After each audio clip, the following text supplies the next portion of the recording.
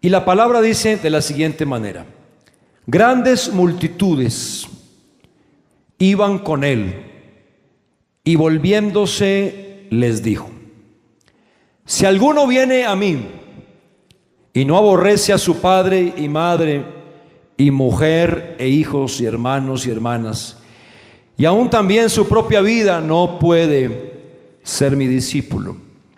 Y el que no lleva su cruz y viene en pos de mí, no puede ser mi discípulo. Porque ¿quién de vosotros, queriendo edificar una torre, no se sienta primero y calcula los gastos, a ver si tiene lo que necesita para acabarla? No sea que después que haya puesto el cimiento y no pueda acabarla, todos los que lo vean comiencen a hacer burla de él, diciendo: este hombre comenzó a edificar y no pudo acabar. ¿O qué rey, al marchar a la guerra contra otro rey, no se sienta primero y considera si puede hacer frente con 10,000 al que viene contra él con 20,000? Y si no puede, cuando el otro está todavía lejos, le envía una embajada y le pide condiciones de paz. Así pues, cualquiera de vosotros que no renuncia a todo lo que posee no puede ser mi discípulo. Levantemos las manos, vamos a orar.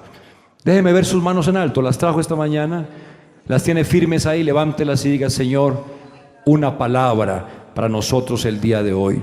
Sé que usted la necesita en esta mañana, sé que yo la necesito también. Esa palabra de parte de Dios que venga para nosotros. La multitud y los discípulos. En primer lugar, porque sé que algunos están anotando y están muy juiciosos, quise meditar en lo que Jesucristo hizo en las multitudes. Me puse a mirar en la Biblia qué fue lo que Cristo hizo en medio de las multitudes. Y Cristo hizo muchas cosas en medio de las multitudes. Por ejemplo, en medio de las multitudes Jesucristo sanó a todos los que habían ahí. Mateo capítulo 14, versículo 14. En medio de una multitud Jesús alimentó 5,000 hombres, sin contar las mujeres y los niños. Mateo capítulo 14, versículo 19. En medio de las multitudes Jesucristo hizo que los mudos hablaran, Jesucristo hizo que los cojos andaran, Jesucristo hizo que los ciegos vieran. Dice que se oía que Jesús hacía grandes cosas, por lo tanto la gente lo seguía. San Marcos capítulo 3, versículo 8. Venían de cualquier parte a escuchar al Señor. Venía la gente de los lugares aún más remotos y venían para congregarse en torno a Jesucristo y ser sanados por Él. San Lucas capítulo 6, versículo 17. Y finalmente dice: las multitudes se gozaban cuando Jesucristo aparecía. Las multitudes se gozaban cuando veían que el Maestro se acercaba. San Lucas capítulo 8, versículo número 40. Así que es una relación maravillosa entre multitudes, sanidades, prodigios y milagros. Y es algo muy parecido a lo que vemos hoy en día, mis hermanos. Yo sé que ustedes, como yo, están muy familiarizados con esto. Hoy se ven muchas multitudes, donde hay muchas sanidades, donde hay muchos prodigios, donde hay muchas señales. Hoy se ven cantidades de personas, lugares grandísimos abarrotados de gentes, y ahí supuestamente Dios está obrando, Dios está sanando, Dios está haciendo algo. Pero en medio de esas multitudes que seguían a Cristo, en medio de esa gente que iba ahí en cantidad con Cristo, un día Cristo se detiene y hace esto que les voy a mostrar en esta mañana. San Lucas capítulo 14, versículo 25. Dice la palabra: grandes multitudes iban con él. Repitan todos conmigo esta frase: grandes multitudes. No los escucho, más fuerte, ayúdenme. Grandes multitudes iban con él. Aquí no dice, escúchenme bien, no dice la multitud iba con él. Aquí dice grandes multitudes, como que todas aquellas otras multitudes individuales que en un momento dado habían seguido al Señor Jesucristo, que habían sido sanados, que habían sido alimentados y que habían sido enseñados por Jesús, como que ahora se han juntado y se forma una gran multitud, se forma una mega multitud. Y por eso dice, grandes multitudes iban con el Señor. Hermanos míos, hoy en día, en términos sociales, es muy importante hablar de multitud. Por ejemplo, en las redes sociales es muy importante hablar de multitud. Entre la persona tenga más seguidores, la persona es más exitosa. Entre más personas tenga como amigos o tenga agregados a su cuenta. Y realmente hay gente que tiene miles de agregados a su cuenta. Otros tienen millones de personas que los siguen. Y hoy parece que la multitud es el objetivo. Iglesias grandísimas. Tengo una fotografía ahí, mi hermana, por favor. ¿La puedes colocar? Gracias. Parece que las multitudes son el objetivo primordial. Pueden estar en un servicio religioso 8,000 personas sentadas al tiempo, o pueden estar 20,000 quizás, multitudes. Y esos líderes se consideran exitosos, se consideran que están haciendo las cosas bien porque multitudes los siguen. Pues a Jesús también lo seguían grandes multitudes. A Jesús en un momento no lo siguió la multitud, lo siguieron grandes multitudes. Pero Jesús hace algo. Jesús se vuelve a ellos para hablarles. Y seguramente Jesús se detuvo en un momento, buscó un lugar estratégico y se dirigió a la multitud. Y parece que Jesucristo advirtió que era el momento justo para detenerse y hablarles antes de seguir caminando hacia Jerusalén, porque Jesucristo iba hacia Jerusalén, iba hacia la cruz. Así que Cristo dijo: debo buscar la oportunidad, es tiempo de hablarle a esta multitud. Y yo quiero decirles que esta mañana eso es lo que no ha sucedido en estas iglesias, mega iglesias y mega grandes y de multitudes. Todavía no hay quien se haya detenido a hablarles cómo son realmente las cosas. Nadie se ha detenido a predicar las verdades. Cuando yo veo estas multitudes, yo por dentro siento una envidia sana y santa y digo: Dios mío, si a mí me permitieran estar frente a una multitud de esas, no desaprovecharía la oportunidad. Yo les hablaría la verdad del evangelio, yo les hablaría la verdad de Cristo, yo les hablaría para que ojalá todos pudieran aceptar este camino y ser salvos de verdad.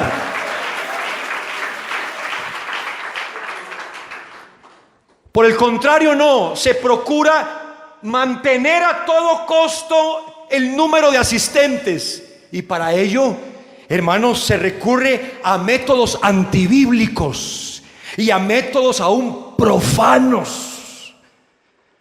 Hermanos míos, Jesús no se contenta, Jesús no se conforma con el hecho de que muchos le sigan. Jesús no se contenta con que muchos lo sigan. Jesús no se conforma con que multitudes lo sigan. Eso no es lo que a Cristo le interesa. Nosotros los seres humanos sí pensamos en eso. Ay, que venga la gente al culto. Ay, que se llene la iglesia. Ay, que todas las sillas estén ocupadas. Eso nos interesa a nosotros. ¿Por qué? Porque nos gusta que nos admiren, nos gusta que nos aprueben, nos gusta que nos sigan. Eso eleva nuestro ego y nos hace sentir satisfechos. Pero hay algo que la multitud que sigue a Jesucristo está ignorando. Y yo podría decir esta mañana eso muy a propósito. Hay muchas multitudes hoy, pero son multitudes ignorantes. La multitud ignora, hermanos, que Jesús va a Jerusalén, pero no va a una fiesta. Jesús no va a una celebración. Jesús va a Jerusalén. Jesús va rumbo a la cruz. Porque eso sí les voy a decir, todo lo que les predique esta mañana tiene un ejemplo maravilloso y tiene uno que ya lo ha cumplido todo, y se llama nuestro Señor Jesucristo. Todo lo que Cristo demanda, Cristo ya lo ha hecho. Todo lo que Cristo demanda, Cristo ya lo hizo primero. Todo lo que Cristo pide, ya lo ha dado primero Él. Todo lo que Cristo exige, Él ya lo ha satisfecho. Él tiene derecho a exigir. Él tiene derecho a pararse en la multitud y hablar como Él quiera, porque Él es el ejemplo supremo. Él va rumbo a la cruz. La gente, en cambio, ven en Jesús un hombre como de gran influencia y lo ven muy apto para gobernar, y por eso lo están siguiendo. Porque la gente creyó en aquel entonces que Jesucristo era el indicado para derrocar a Roma y que se iban a quitar a Roma de encima, porque un judío ahora iba a poder reinar sobre ellos. ¿Quién mejor que este hombre tan influyente? ¿Quién mejor que este hombre tan importante? ¿Quién? Pensaron que era Jesús. Ustedes no se imaginan la línea tan delgada que separa a los grandes líderes religiosos del mundo de la política. Es impresionante. Aquí solo tengo unos ejemplos, hermanas, si me ayudas. Y todos ellos son colombianos, líderes religiosos que están a un paso de la política, porque una línea delgada los separa. ¿Por qué? Porque se han convertido en gente influyente, gente importante, gente que otros siguen. Y cuando la gente comienza a seguirlos, no hay en ellos un deseo de seguirles hablando de Cristo, no hay un deseo en ellos de pastorearlos y llevarlos por el camino del evangelio, sino que se dejan trastornar sus mentes. Y como son influyentes y como la gente los sigue, ¡ay, si gana él, yo gano! Bueno, nos encanta seguir a los exitosos porque creemos que ellos ganan y nosotros también. Jesús sana. ¿Cuántos dicen amén? Amén. No los oigo. Jesús sana. Amén. Jesús da comida. Amén. Jesús es influyente. Amén. Así que parece Jesús el líder perfecto y por eso la gente lo sigue. Los grandes y reconocidos líderes religiosos hoy cumplen con estas características.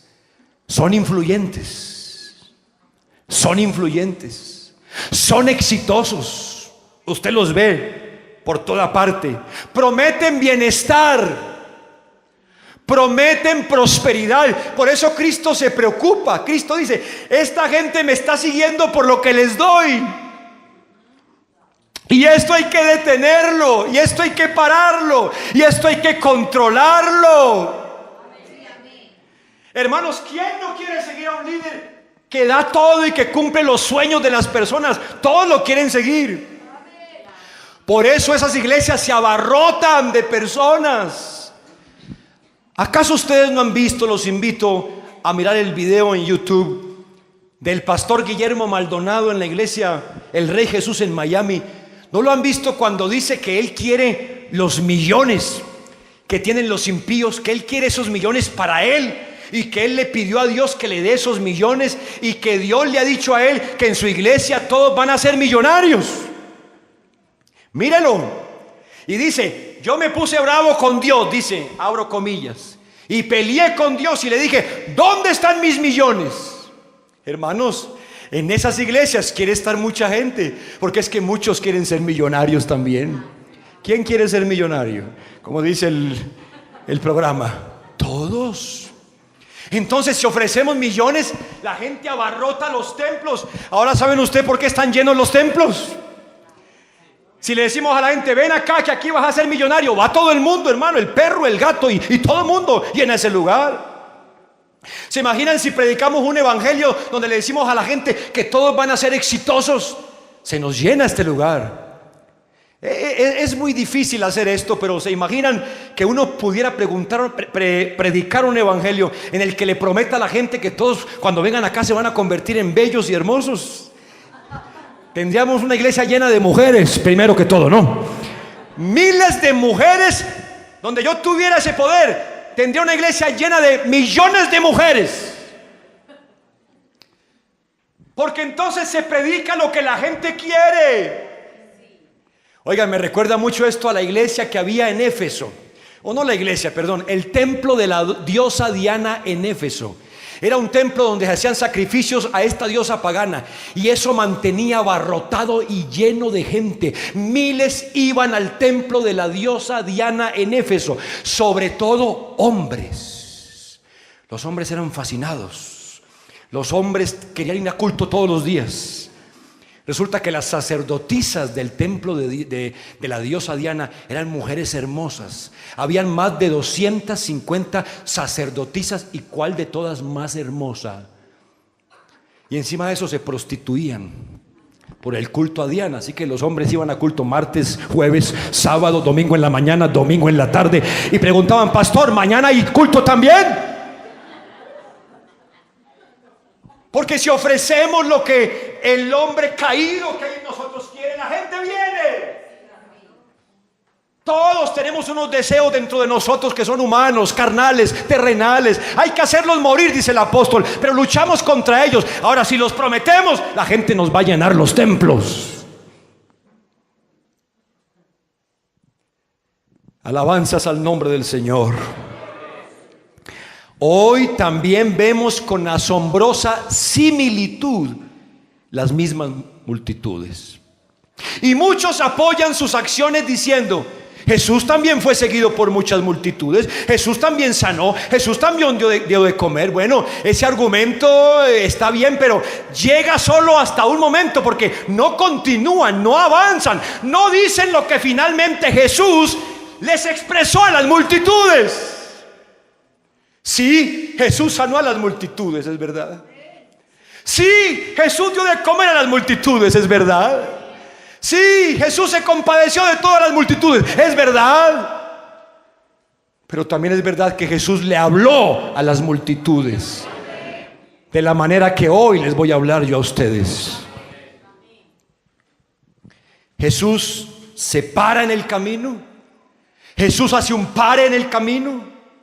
Jesús hace un stop en el camino, y con unas declaraciones tajantes, radicales y claras, establece unas diferencias muy serias entre los que meramente le siguen y los que verdaderamente quieren ser sus discípulos.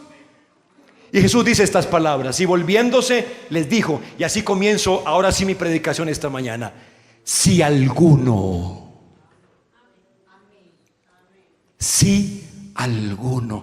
miren lo que hace Jesús.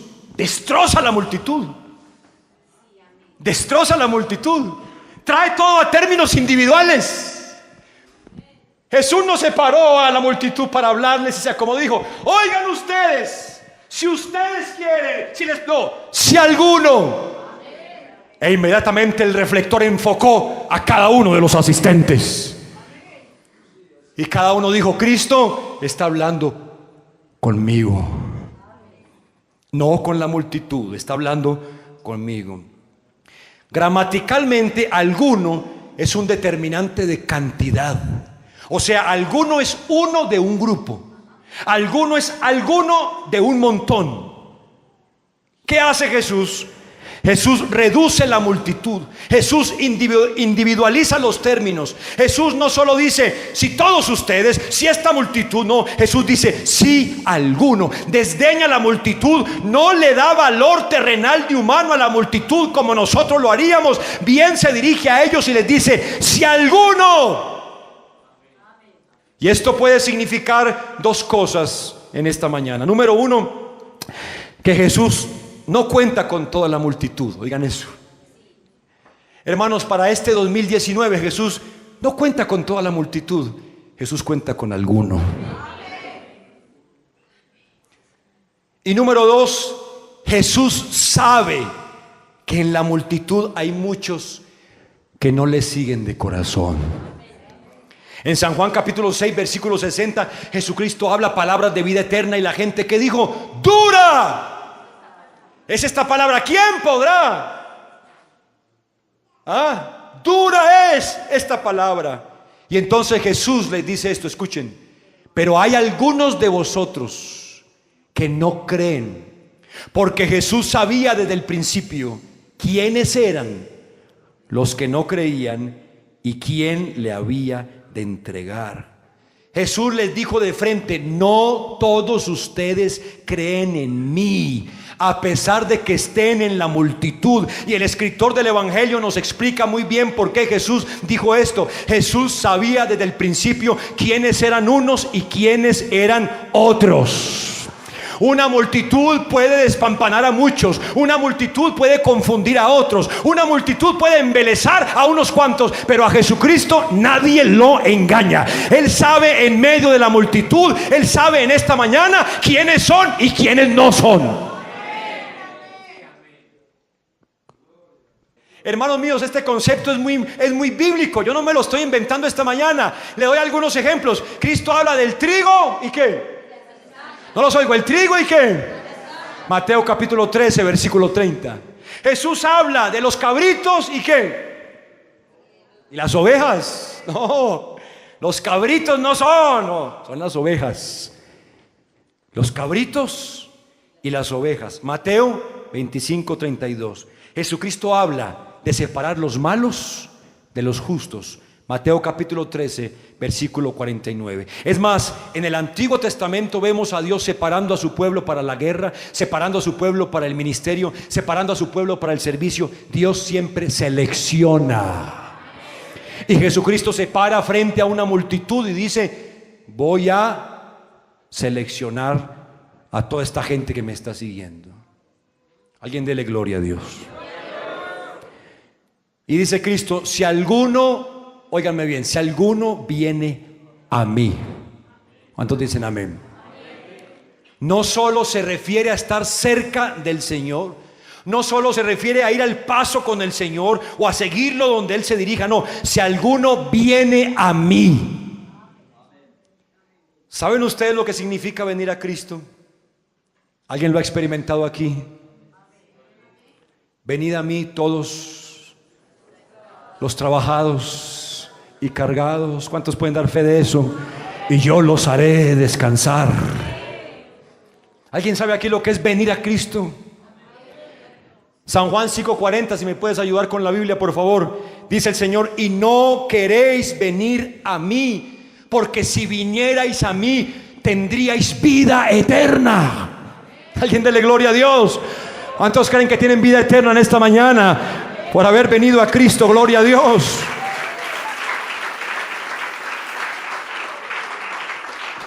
En el último y gran día de la fiesta, Jesús se puso en pie. Juan 7:37, hermana. Jesús se puso en pie y alzó la voz diciendo: si alguno tiene sed, ¿qué tiene que hacer? Venga a mí y beba y sea saciado espiritualmente por el agua. Jesús dice: si alguno quiere gozar, disfrutar, si alguno quiere tener todo lo que yo ofrezco, lo verdadero, lo eterno, lo duradero, lo celestial, lo espiritual, lo más grande. ¿Cuántos lo creen en esta mañana? ¿Cuántos están conmigo acá buscando lo más grande en esta mañana y en este año? Jesús dice: hablo con los que quieren más que solo panes y peces. Hablo con los que quieren buscar vida eterna.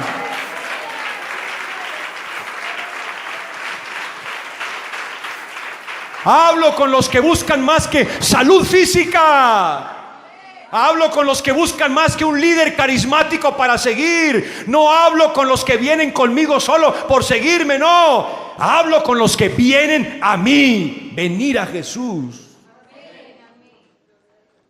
Venir a Jesús es encontrarlo de frente, tenerlo cara a cara, oír hablar a Jesús de manera directa a mi vida, exponer mi vida delante de Él. Hermanos, eso es lo que no sucede hoy en medio de las multitudes, porque ahí está la gente. Es que es fácil esconderse en una multitud, es fácil mimetizarse y confundirse en una multitud, pero Jesús rompe con todo eso y Él dice: si alguno. Y entonces ahora cada uno en la multitud está comprometido con estas palabras de Cristo. Les voy a mostrar qué pasó con la gente en la Biblia que dejó la multitud y vinieron a Cristo. Por ejemplo, en San Juan capítulo 3 versículo 1 dice: había un hombre de los fariseos que se llamaba ¿cómo? Nicodemo, un principal entre los judíos. Este vino a Jesús de noche. Vino de noche solo. Dejó la multitud, dejó la gente y vino a Jesús de noche. Y le dijo: Rabí, sabemos que has venido de Dios como maestro, porque nadie puede hacer estas señales que tú haces si no está Dios con él. Le dirige palabras a Jesús con respecto a la persona de Cristo, y Jesús le responde inmediatamente estas palabras. San Juan capítulo 3 versículo 3. Jesús le dijo: de cierto te digo, el que no naciere de nuevo no puede ver el reino de Dios. Nicodemo, no viniste para hablar de mí, estamos aquí para hablar de ti. No vamos a hablar de la verdad sobre mí, sino la verdad sobre ti. Hermanos, ¿cuántas multitudes se reúnen hoy para hablar de Cristo? Prenda la televisión, hablan de Jesús, pero Jesús no le habla a la gente. Porque la gente no es confrontada, la gente no es cambiada, la gente no es desafiada, la gente no sale distinta. Por eso es que Jesús no dijo, vengan a mí en grupo. Jesús dijo, si alguno viene a mí, personal, individual. Y Jesús le responde a Nicodemo, Nicodemo, ¿eres tú maestro de Israel y no sabes esto? Ven más bien acá, Nicodemo, hablemos de tu ignorancia, hablemos de tu poco discernimiento espiritual. Eso es lo que pasa, hermanos, cuando abandonamos la multitud y venimos a Cristo. Somos confrontados, somos expuestos, dice la Biblia, somos transformados y hay cambio en nuestra vida. ¿Cuántos dicen amén? ¿Cuántos quieren eso para su vida este año? Eso es ser verdaderamente un discípulo de Cristo. Entonces vino otro, Mateo capítulo 19, 16, y le dijo, maestro bueno, ¿qué haré para tener la vida eterna? Y el Señor le dijo, ¿por qué me llamas bueno? Ninguno hay bueno sino Dios. Mas si quieres entrar en la vida, guarda los mandamientos. Ahora viene este otro llamado el joven rico, adula al Señor, y el Señor rechaza la adulación. A Cristo no le gusta que lo adulen. Jesús no es un político. ¿Cuántos dicen amén? Jesús no es una figura pública. Eso no le interesa. Lo que menos le interesa a Cristo son las encuestas. ¿Qué bien haré?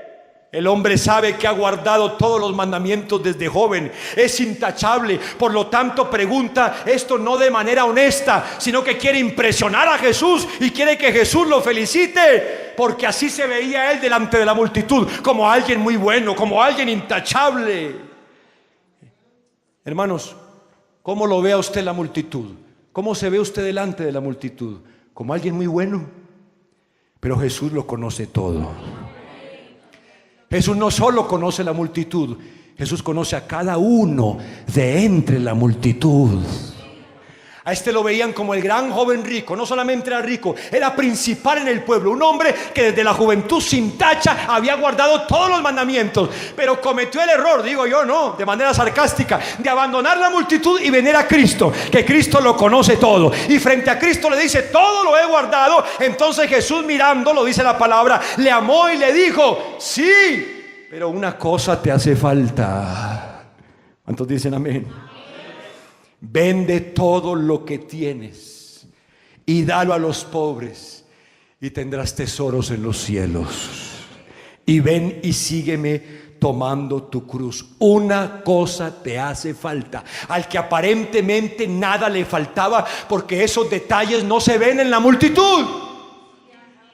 Esos detalles no se ven en el cúmulo de gente, no se notan en medio de las masas, pero frente a Jesús todo es evidente. ¿Cuántos lo creen esta mañana? Y la respuesta de Cristo, como podemos darnos cuenta, es la demanda de ser discípulo.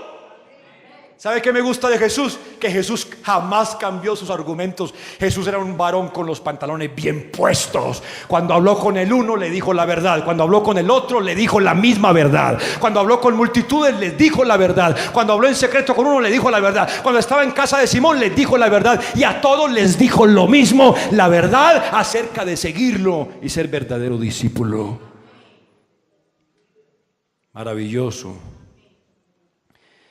Entonces, frente a la multitud, Jesús clasifica y selecciona a las personas en dos grupos. Y el primer grupo, esto lo digo rápidamente, yo lo he llamado así, creo que ahí lo coloqué: seguidores interesados.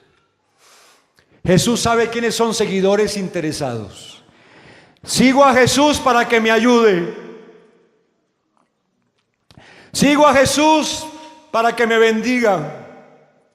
Sigo a Jesús. No, hermano, este 2019 no me fui de la iglesia. ¿Cómo me voy a ir si tengo un proyecto muy grande? Entonces está aquí para que Cristo te ayude con ese proyecto. Si no, estarías en ferias. Estoy aquí para que mi matrimonio se arregle. Estoy aquí para que mi economía mejore. Estoy aquí para tener que comer. Estoy aquí para poder pagar mis gastos. Estoy aquí para poder viajar, para cumplir mis sueños. Para eso estoy aquí. Seguidores interesados. Cristo sabe quiénes son. Van con Jesús, pero un poco lejos de Jesús. Jamás han tenido un encuentro personal con Jesucristo. Estos comen porque Cristo es tan bueno que a todos nos da. ¿No les parece Cristo maravilloso? Vea, donde yo fuera Cristo, la cosa sería distinta, mis hermanos.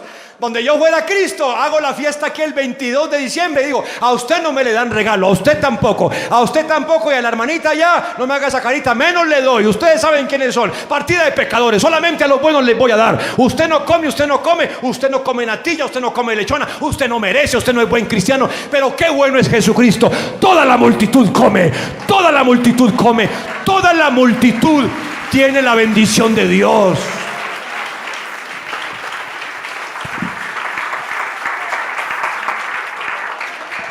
Toda la multitud son sanados. Pero entonces entienda una verdad grande en esta mañana. Entienda entonces que comer panes y peces y ser sanado no es la salvación. Es más, yo les voy a decir por qué Jesucristo sanó a la gente. La Biblia me lo dijo esta semana mientras leí. Jesús no sanó a la gente porque ese fuera su estrategia ministerial. Jesús no sanó a la gente porque quería sanarlos para que ellos lo siguieran o para que así entraran al evangelio. No, Jesús sanó a la gente porque sencillamente Jesús se compadeció de ellos, dice la Biblia. Y cuando tú tienes algo que dar y ves a alguien necesitado, tú eres muy indolente si no le das algo. Imagínense Jesús viendo toda esa partida de enfermos, retorcidos, tullidos, ciegos, y Él con el poder para sanarlos tuvo compasión de ellos y los sanó a todos, desde el más bueno hasta el más malo, desde el más merecedor hasta el más inmerecedor. Pero eso no es salvación. Cristo repite otra vez, si alguno.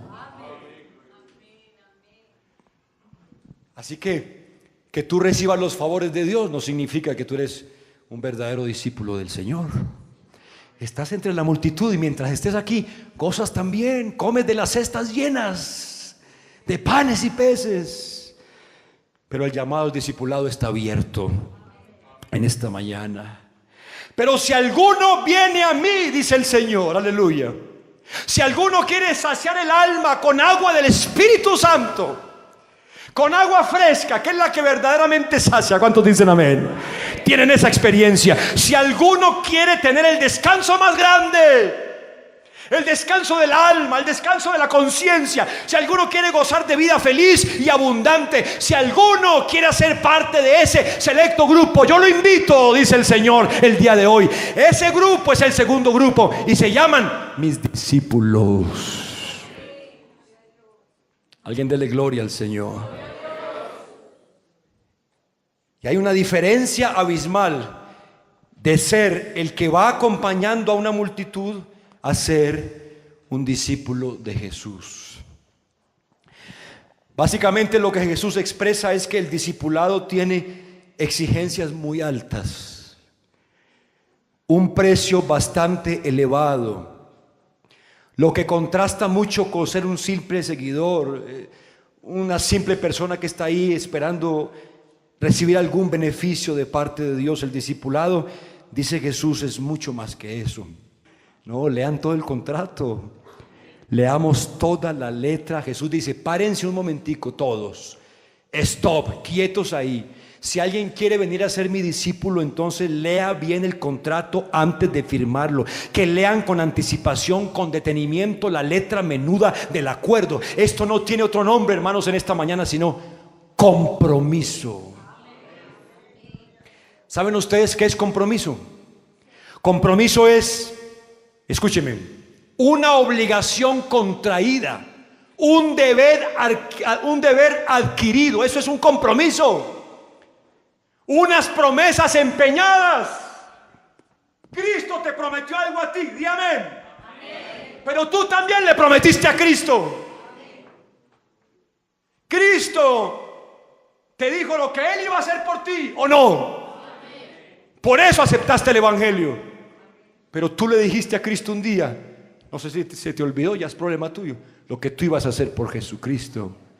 Ese es el compromiso.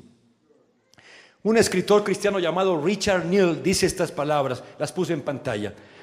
Estamos tentados a llenar asientos prometiendo un Lexus en cada garaje, o sea, un carro muy lujoso, y un Rolex, un reloj muy lujoso, en cada muñeca. Estamos tentados a no retar a la gente a un discipulado fiel, hacia la fiel asistencia a la alabanza y a los cultos, a tener una sexualidad pura, una práctica honesta en los negocios, declaraciones de impuestos correctas, compasión por lo menos afortunado y otros compromisos que son costosos. Hermanos, miren lo que aquí nos está diciendo esta mañana. Escúchenme, hacer lo correcto cuesta. Parece que muy pocos aquí hacen lo correcto porque no saben de qué les estoy hablando. Hacer lo correcto cuesta sangre. Cuesta esfuerzo. Hacer lo malo es lo más fácil. Todos son malos. Hacer el pecado es lo más sencillo que hay. Hombre, de yo ser pecador, yo sería el mejor pecador, hermano. No tengo problema de eso. La carne me ayuda y no me da sueño, ni me duermo como en la dominical. Fíjese, puedo pasar toda la noche despierto haciendo lo malo. Hacer lo malo es fácil, pero hacer lo bueno cuesta. Hacer lo correcto cuesta. Eso es lo que dice. Y no queremos exponer la gente a esto el día de hoy. Una cosa que me encanta de Jesucristo es que Jesús no esconde sus demandas ni sus exigencias. Jesús no las difunde en voz baja, no. Jesús, por el contrario, detiene a la multitud y habla fuerte para que todos lo oigan, desde el que está delante hasta el que está atrás, y con voz en cuello presenta sus demandas con letras mayúsculas para que todos las sepan. ¿Cómo presenta Jesús el costo del discipulado? Se lo voy a decir esta mañana, y es la parte final de mi sermón, aunque no voy a terminar todavía. Jesús presenta el costo del discipulado usando 3 conceptos generales que vamos a ver esta mañana, y son los que aparecen en pantalla. Priorización, número 1, priorización, dolor y sufrimiento, y responsabilidad y compromiso. ¿Los quieren repetir conmigo, amados? Priorización, dolor y sufrimiento, responsabilidad. Esto no lo inventé yo, lo saqué de la palabra de Dios. Y si alguno quiere ser un verdadero discípulo de Cristo, priorización, dolor y sufrimiento, responsabilidad y compromiso. En cuanto a la priorización, Jesucristo les dice estas palabras: si alguno viene a mí y no aborrece a su padre, y no aborrece a su madre, y no aborrece a su mujer, y no aborrece a sus hijos, y no aborrece a sus hermanos, y aún no aborrece su propia vida, no puede ser mi discípulo. Todo lo más importante de la vida de un ser humano, ¿qué es? Los seres que aman. Su padre, su madre, sus hijos, su esposa, sus hermanos, sus amigos. Lo más importante que un ser humano tiene. Debes aborrecerlos, dice Cristo. Pero bueno, Cristo no dijo que amáramos a nuestra familia. Y no hay un mandamiento que dice que debes amar a tu padre y madre, y que es el mandamiento con promesa. Y no dice el apóstol que el que no provee para su casa es peor que un impío. ¿Qué quiere decir Jesucristo? Bueno, Jesús está usando una hipérbole de los pueblos semitas de aquella época. Usted y yo muchas veces usamos hipérboles. Vea, por ahí hay una hermana que se está venteando, ¿no? Perdón, la uso como ejemplo, mi hermana. Ella dice: me muero del calor. No se está muriendo, ¿no? Si no, habrá que llevarla a Santa Sofía. No, pero es una hipérbole. ¿Qué quiere decir? Tengo demasiado calor. Alguien dice: mataría en este momento por una Coca-Cola fría con este calor. Mataría en este momento por una empanada. Mataría en este momento por un buen desayuno, un almuerzo. Ya, no, tú no vas a matar a nadie. No eres un asesino. Estás usando una hipérbole. Quiere decir que lo harías con todo tu corazón. Jesús usa una hipérbole, dice: aborrécelos a ellos. Quiere decir, déjalos a un lado. Y lo explica en Mateo capítulo 10, versículo 37, donde dice: el que ama a padre o madre más que a mí, ¿Qué dice? El que ama a hijo o a hija más que a mí no es digno de mí. Y esto es sencillo, 2 puntos y se los concluyo. Tú puedes amar muchas cosas en esta vida y Dios no tiene problema con eso. Ama a tus hijos hasta la saciedad, ama a tu esposa, ama a tu esposo, ama a tu vida, ama a tu familia, ama a tu hogar, pero jamás podrás amar más a eso que a Jesucristo. Cuando se trate de Cristo, amarás al Señor con todo tu corazón, con todas tus fuerzas, con toda tu alma. ¿Cuántos dicen amén? Por sobre todo este año, dilo conmigo, por sobre todo este año amaré a Jesucristo por encima de todas las cosas. Amén. Amén, no los oigo, amén. Emociónese, aunque no estoy hablando cosas muy buenas. Diga amén. Celebremos el evangelio, digamos amén. Celebremos la palabra de Dios. Celebrémoslo.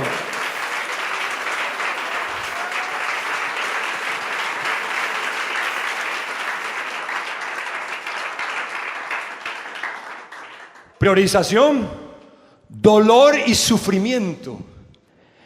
Dice Cristo, y el que no lleva su cruz. ¿Lo están leyendo conmigo?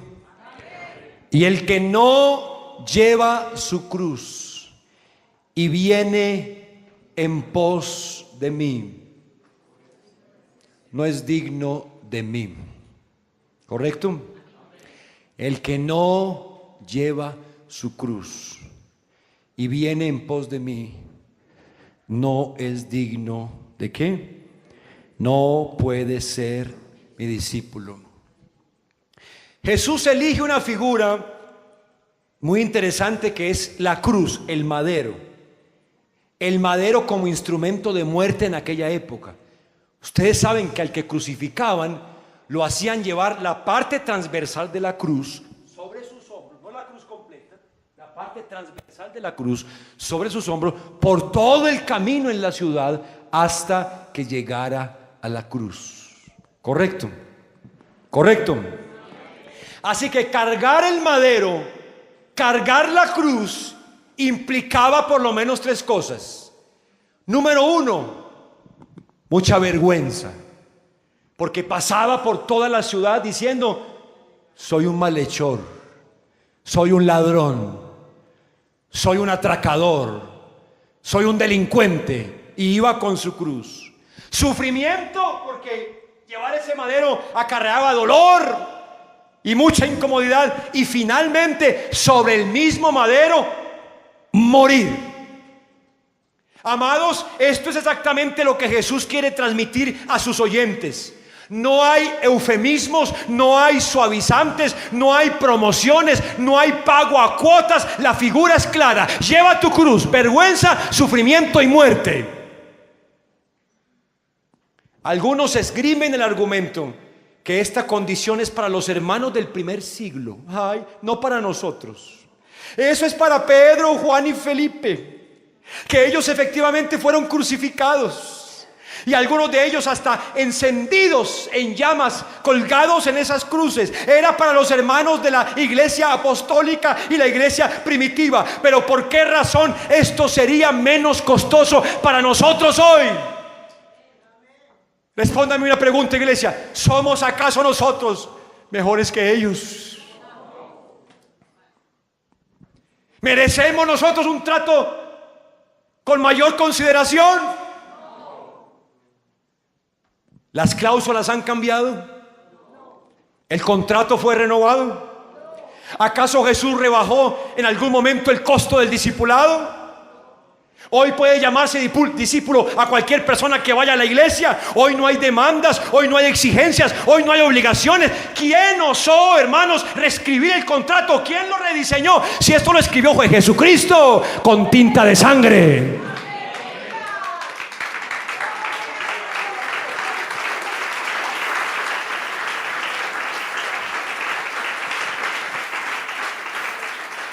Hace 2000 años ser discípulo de Cristo costó. Hace 1500 años ser discípulo de Cristo costó. Hace 1000 años ser discípulo de Cristo costó. Hace 500 años ser discípulo de Cristo costó. Hace 80 años cuando el Evangelio llegó a Colombia, ser discípulo de Cristo costó. Y hoy, 2019, ser discípulo de Cristo cuesta también. Si quieres ser un verdadero seguidor del Señor.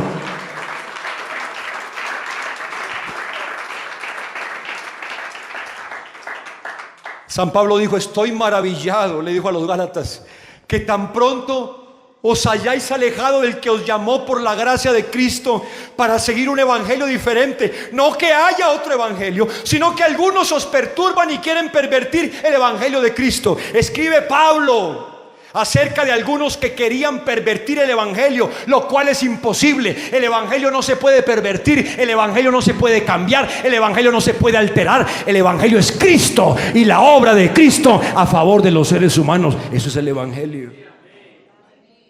Pero aquellos que escribe Pablo a los Gálatas querían confundir a los creyentes insistiendo en la circuncisión y en ordenanzas judías. O sea, querían añadirle cosas al evangelio de Cristo, que además de ser creyentes en Cristo se debían circuncidar y guardar las ordenanzas de la ley judía. Hoy sucede lo mismo, pero en sentido contrario. Hoy al evangelio no se le añade, pero se le quita. Hoy al evangelio no se le pone, pero se le resta. Se aliviana, se mutila la enseñanza bíblica. Hoy no queremos sufrir. Hoy no queremos sentir vergüenza. Hoy no queremos morir. Y el discipulado moderno es todo menos esto lo que Cristo enseña. No queremos que la gente nos maltrate, pero es el costo del discipulado. Es el costo de cargar esta cruz, ¿o no? ¿O no? ¿Nos causará vergüenza ser cristianos? Sí, hermanos, cada vez el mundo va más moderno. El mundo cada vez es más moderno. Cuando yo escuchaba de chiquito el año 2019, eso era una cosa terrible, era como pensar en el futuro muy lejano, ¿no? Flash Gordon en el 2019, decía en la revista cuando yo era niño. Y estamos en el 2019 y la ciencia ha aumentado y el mundo ha aumentado y la moda ha evolucionado y la vida ahora es más moderna. Pero los hijos de Dios tenemos que ser los mismos, porque tenemos un Dios que es el mismo ayer, hoy.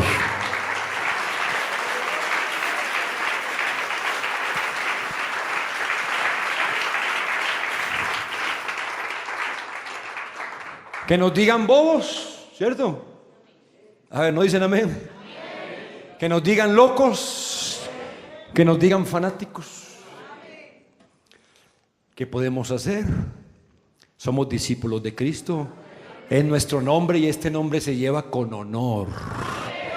Es nuestro título y este título se lleva con honor.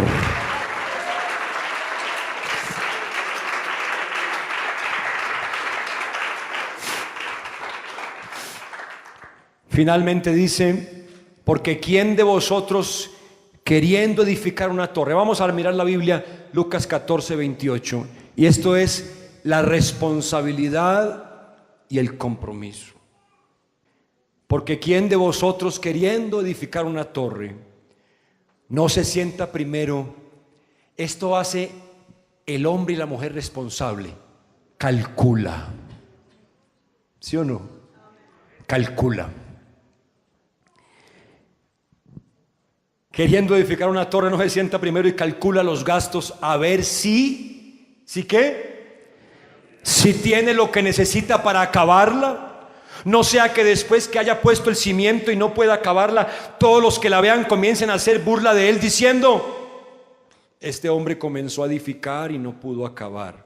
¿O qué rey al marchar a la guerra contra otro rey no se sienta primero y considera si puede hacer frente con 10,000 al que viene contra él con 20,000? Y Cristo finaliza diciendo: no es un juego esto.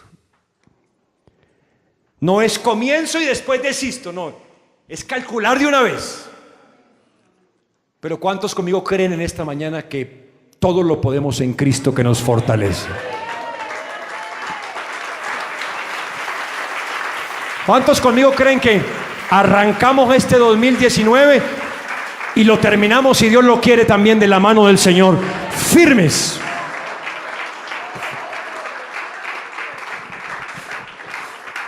Jesús dice: quiero gente responsable. Digan amén, responsables. Que calculen el costo, que midan consecuencias y que asuman las demandas. Ay, pastor, entonces ¿quiere usted decir que Jesús prefiere que no le sigan? Sí, sí y sí. Jesús prefiere que alguien no le siga a que comience a seguirlo y desista en medio camino. Es mejor, dice Jesús. No arranque a construir todavía. Espere que tenga lo necesario para que pueda terminar. Alguien diga amén. Alguien diga amén. Hermano, el fenómeno de la puerta circular se ha tomado la iglesia. ¿Conocen una puerta circular o no? Una vez entré en una y no era capaz de salir, hermano. Di como 4 vueltas y luego salí otra vez para afuera. Salí a la calle, no, era para entrar. Tuve que entrar despacio, ¿no? Hermano, usted lo sabe como yo, que es impresionante el fenómeno de la puerta circular en la iglesia. Como la gente entra aquí, así se van. Usted lo sabe. Usted lo sabe. Si estuviesen todos los que he bautizado, hermano Franklin, en este tiempo, tendríamos otra congregación en la parte de atrás y otra congregación afuera con un parlante para que pudieran oír. Pero como entran, salen. Y Jesús dijo: calculen el costo. Y me encanta lo que Cristo dice, la figura que usa, dice un edificio, porque es que este evangelio es algo grande. ¿Se dan cuenta que Cristo dice? Y si alguno quiere construir un cambuche, calcule los plásticos y las latas y calcule los cartones que va a usar. Y si alguno quiere construir un rancho, no, este evangelio no tiene nada de eso. Jesús dice: esto es algo valioso, esto es algo grande, esto es algo maravilloso. Si alguno va a construir un edificio, oh aleluya, y la palabra dice que tú y yo somos edificios, somos piedras vivas. Dios nos está construyendo como edificios de Dios. Somos templo del Espíritu Santo de Dios en nuestra vida. No estamos construyendo cualquier cosa, construimos el templo de Dios donde mora el Espíritu Santo. Esto cuesta, esto es valioso, esto necesita un cálculo serio.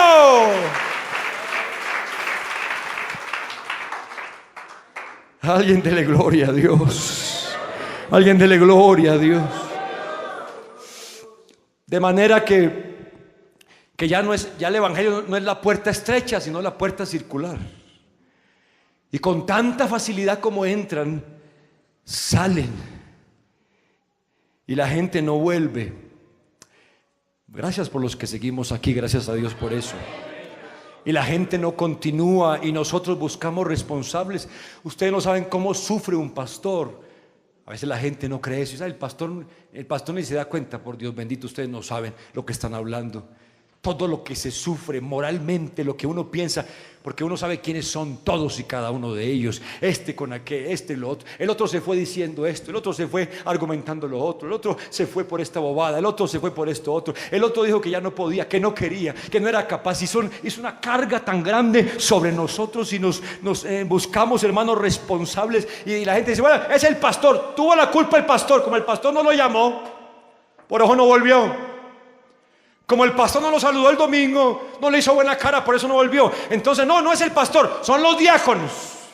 Es que los diáconos deberían buscar la gente, es que son los encargados. Y luego después que no es ninguno de ellos, es toda la iglesia.